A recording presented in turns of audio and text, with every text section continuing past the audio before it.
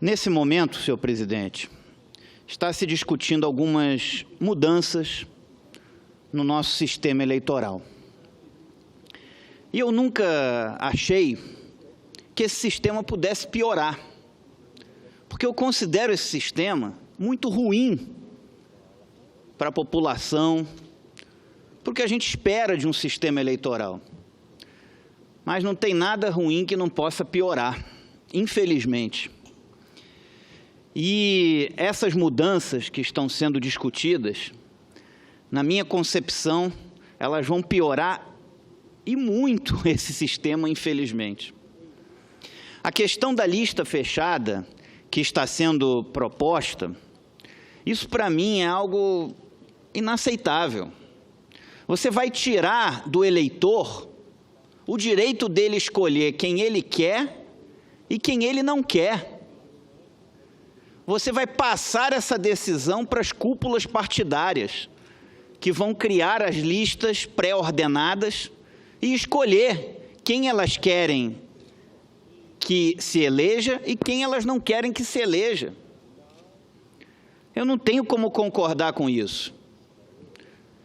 Não posso achar que esse é o modelo correto, de tirar do eleitor o direito dele escolher quem ele quer e quem ele não quer.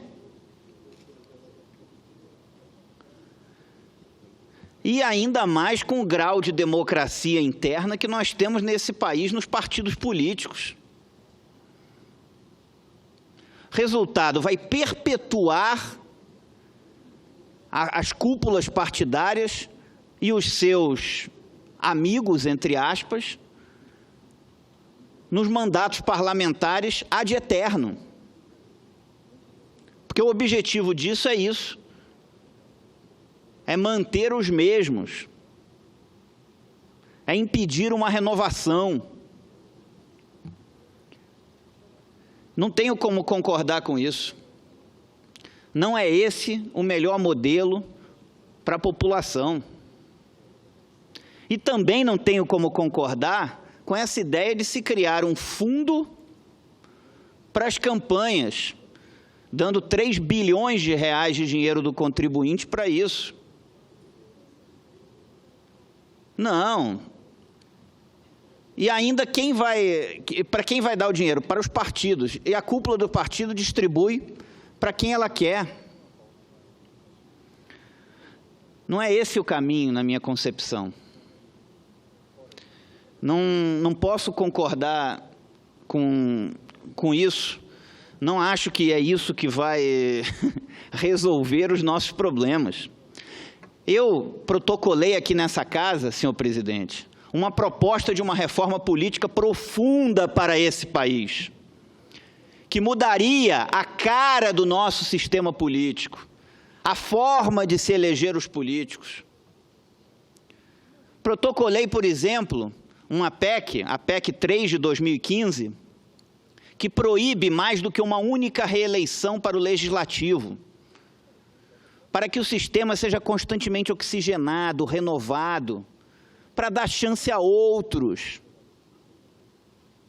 para que aquilo seja um serviço e não uma profissão. A pessoa fica um mandato, se quiser ter um segundo, tem, mas depois abre espaço para outros.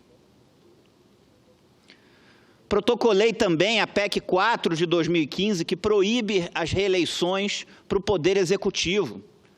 Hoje se criou um senso comum absolutamente inverídico, de que ninguém consegue fazer nada num mandato só. Ora, Juscelino Kubitschek criou essa cidade aqui em apenas um mandato. E agora se criou isso, de que ninguém consegue fazer nada num mandato só. Então é importante renovar, dar chance a outros.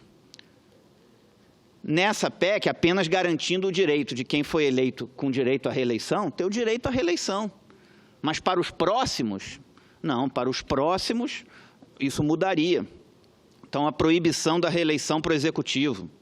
Apresentei também, protocolei aqui a PEC 9 de 2015, que introduz o voto distrital, reduzindo a cidade em distritos, cada distrito elegendo um parlamentar, reduzindo a área geográfica da campanha, diminui a influência do poder econômico, torna a política mais acessível ao cidadão comum, traz a política para perto do cidadão, facilita a fiscalização do cidadão sobre o eleito, já que o eleito é um só, a pessoa basta fiscalizar aquele.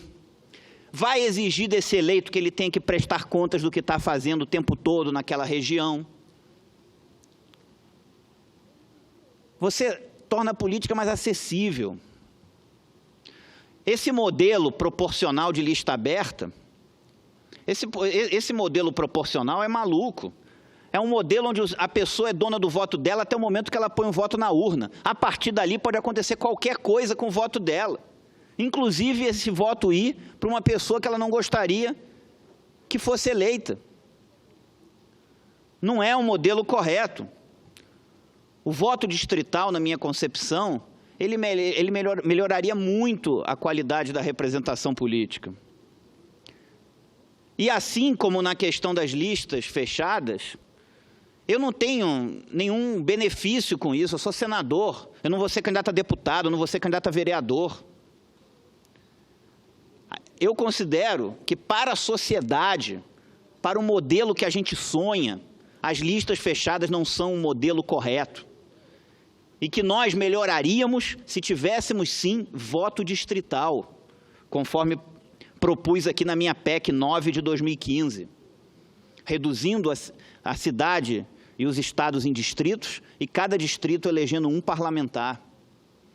Nós tivemos na última eleição para deputado federal em São Paulo, 1.318 candidatos a deputado federal. A pessoa não consegue nem ficar conhecida, quanto mais as suas ideias serem conhecidas e debatidas. Nós tivemos aqui no Distrito Federal, na última eleição para deputado distrital, 980 candidatos. Eu fui candidato a deputado distrital, 3 eleições, perdi 2, só ganhei na terceira, justamente para entrar na política da forma mais digna que uma pessoa pode entrar. Mas o caminho para quem quer debater ideias é muito difícil. Hoje entra na política aquele que entra com muito dinheiro, ou um representante desse, alguém que vai representar um segmento da sociedade, uma categoria profissional, agora até uma religião, que representa um fragmento da sociedade, às vezes em detrimento do conjunto da sociedade, e aquele que tem um cargo no Estado, é secretário de Estado, e pelos cargos que nomeia embaixo, consegue fazer uma base para entrar na política. Agora, aquele que entra na política para debater ideias, o caminho é muito estreito. Há casos, claro. Agora, são exceções. Tem que aumentar o espaço para quem quer entrar na política para debater ideias. Nesse momento, muitas pessoas que estão nos vendo nas suas casas, assistindo a TV Senado, ouvindo a Rádio Senado, até gostam de política e têm vontade de dar uma contribuição para a sociedade, de entrar na política. Mas quando passa isso pela cabeça dessas pessoas, no minuto subsequente elas desistem. Elas falam, campanha é muito cara, muito trabalhosa, as pessoas ainda vão ter uma imagem de mim ruim. Um sistema que faz com que as pessoas de bem não queiram entrar na política não pode ser um bom sistema. Então, eu protocolei a proposta do voto distrital, a PEC 9 de 2015. Protocolei também a PEC 10 de 2015, que acaba com o voto obrigatório e torna o voto facultativo no Brasil.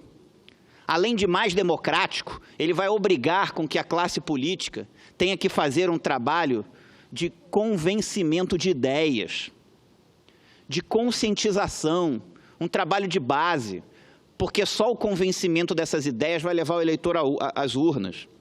Protocolei também a PEC 8 de 2015, que cria um sistema de revogabilidade de mandatos, onde a pessoa, para ser candidata, ela teria que registrar as suas propostas e compromissos na Justiça Eleitoral. A Justiça Eleitoral, por sua vez, publicaria essas propostas e compromissos no seu site na internet. Se o eleito contrariar frontalmente aquilo que ele colocou como compromisso, ele perde o mandato. Se ele disser lá, como compromisso, que ele é contra a criação de novos impostos, ou a favor da redução da carga tributária, e como parlamentar ele votar favorável ao aumento da carga tributária, perde o mandato. Muitos dizem que a reforma política tem que visar o fortalecimento dos partidos. Na minha concepção, não. A reforma política tem que visar o fortalecimento do eleitor.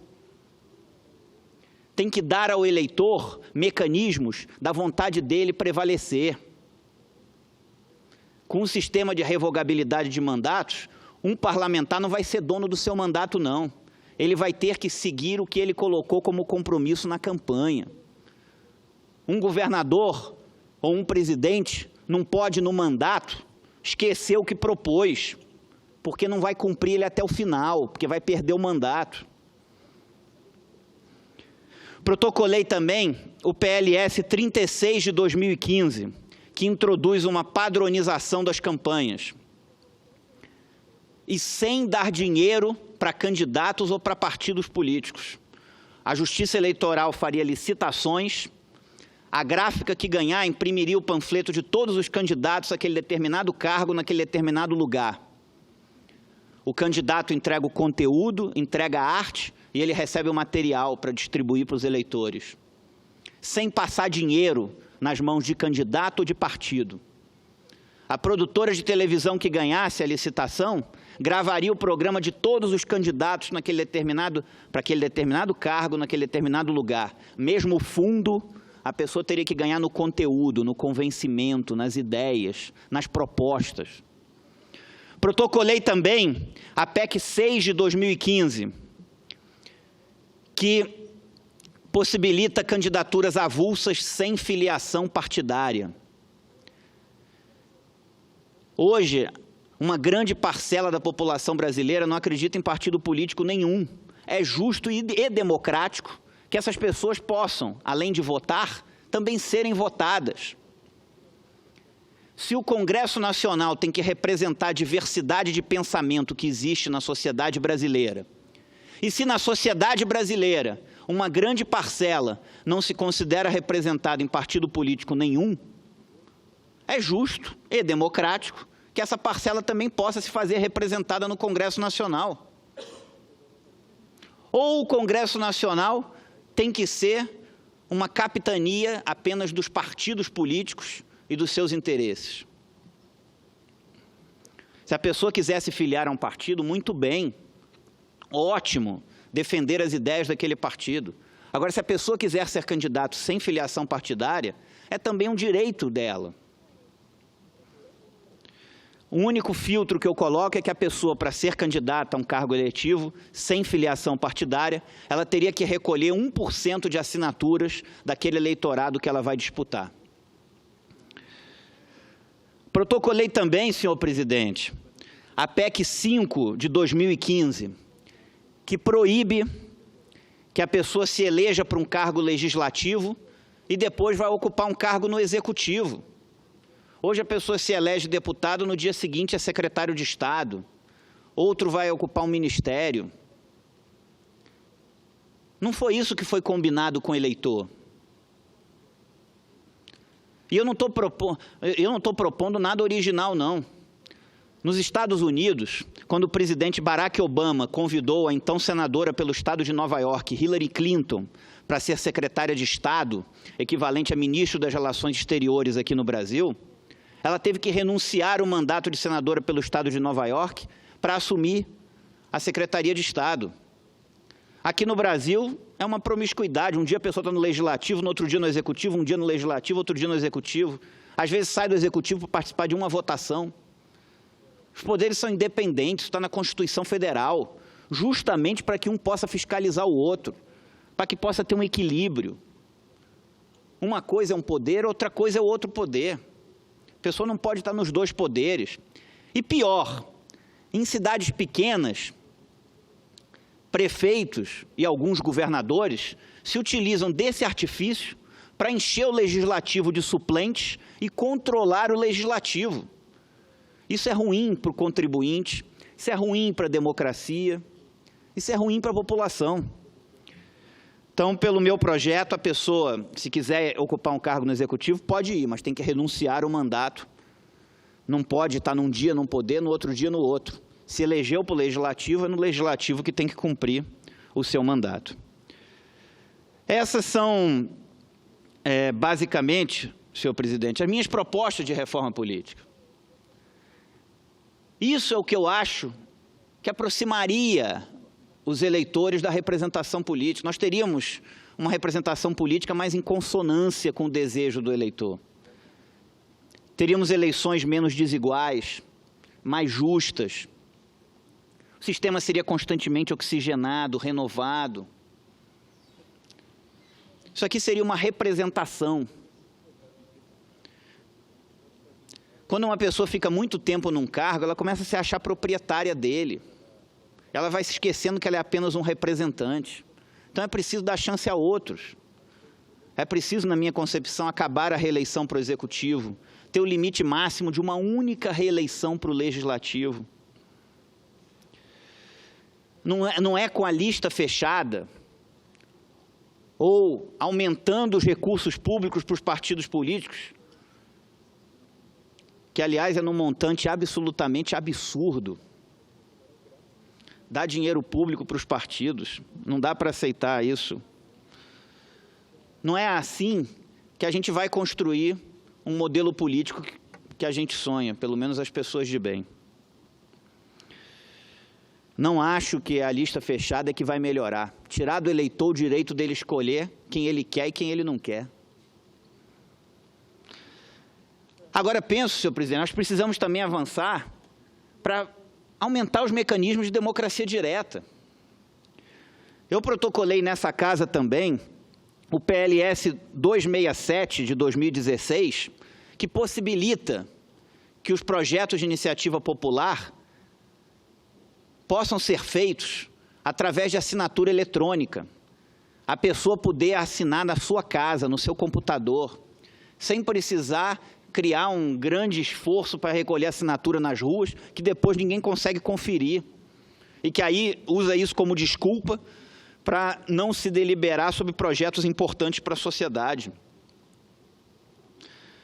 Protocolei também a PEC 8 de 2016, que dá rito de medida provisória aos projetos de iniciativa popular.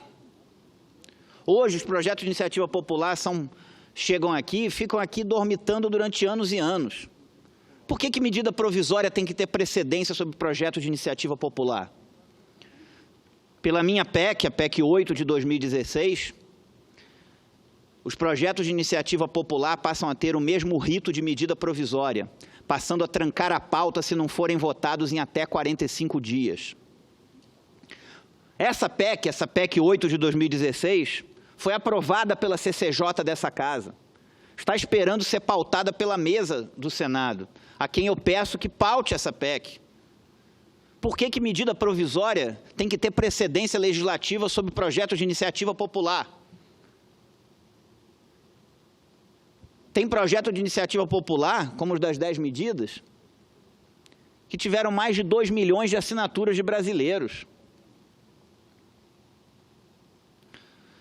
Então, senhor presidente, essa é a reforma política que eu gostaria de ver. Essa é a reforma política que mudaria a cara da política desse país. Não é aprovando lista fechada ou aumentando os recursos para os partidos políticos que nós vamos ter um modelo político mais justo e mais em consonância com o que o eleitor deseja. Não é dessa forma. Não é tirando do eleitor o direito dele escolher quem ele quer e quem ele não quer. E não é dando dinheiro público para os partidos que a gente vai ter um modelo mais justo ou uma mudança na forma de se fazer política nesse país.